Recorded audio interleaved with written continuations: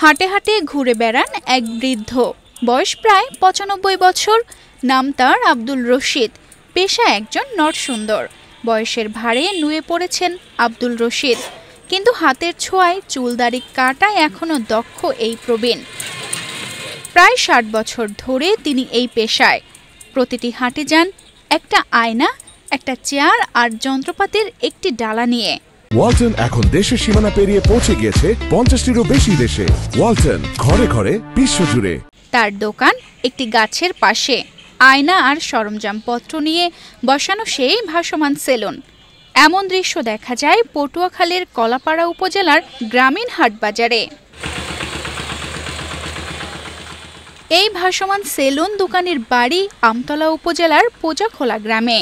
আগে কেচে দিয়ে চুল কাটতেন রশিদ। সে সময় জনপ্রতি ৫ থেকে ১০ টাকা নেওয়া হতো। এখন তার মেশিন ও কেচি দুটোই আছে। এগুলোই ব্যবহার করে চুল কাটেন এখনো। আমার জীবনে মানুষের লাগে কাজকর্ম করছি, তা বাদ দিয়া চুল কাটা ধরছি। এই চুল কাটিয়ে আমাদের সংসার আমি চালাইয়া খাইয়া করিয়া এই জগতে আসছি। জমি আমি আটজমি কমলা করছি, তারপর 4টা নিয়ে লেখাপড়া করেছি, শেষে নিয়ে হাবেল পাস করাইছি। তার ছেলে একটা লেখাপড়া করেছি, একটু ছেলে তা দিয়ে খাইয়া কিনতে আমি আল্লাহ সুখের শান্তিতে আমাকে রাখছে। শুধু আমার বিজনেস এই চুল কেসি। আগের জীবনে চুল কাশি খালি কেসি দিয়া আর চাকু দিয়া, এখন চুল কাটি মেশিন দিয়া। চুল কাশিও লাগে, মেশিনও লাগে। সেলুনে গেলে চুল কাটতে ১০০ থেকে ১৫০ টাকা লাগে, আর রশিদের কাছে মাত্র ৮০ টাকায় চুল কাটা যায়। এই চাচার দ্বারে ৪ বছর ধরে চুল কাটি এবং কম রেটে চুল করতে পারতেছি। এই চাচার দ্বারে ৫ বছর ধরে চুল কাটি। আমি চুল কাটতে খুব শান্তি পাই, কম রেটে চুল করতে পারি।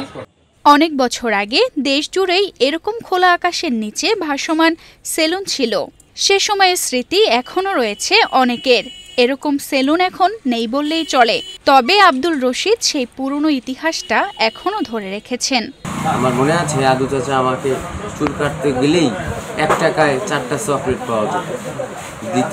আমি চকলেট খাইতাম, সে চুল কেটে দিত। খুব ভালো লাগে। প্রবীণ এই নরসুন্দর শুধু চুল দাড়ি কাটেন না, সমাজের প্রতি মানবিকতার এক উজ্জ্বল দৃষ্টান্ত রেখে চলেছেন। আব্দুল রশিদের মতো মানুষই সমাজের আসল নায়ক।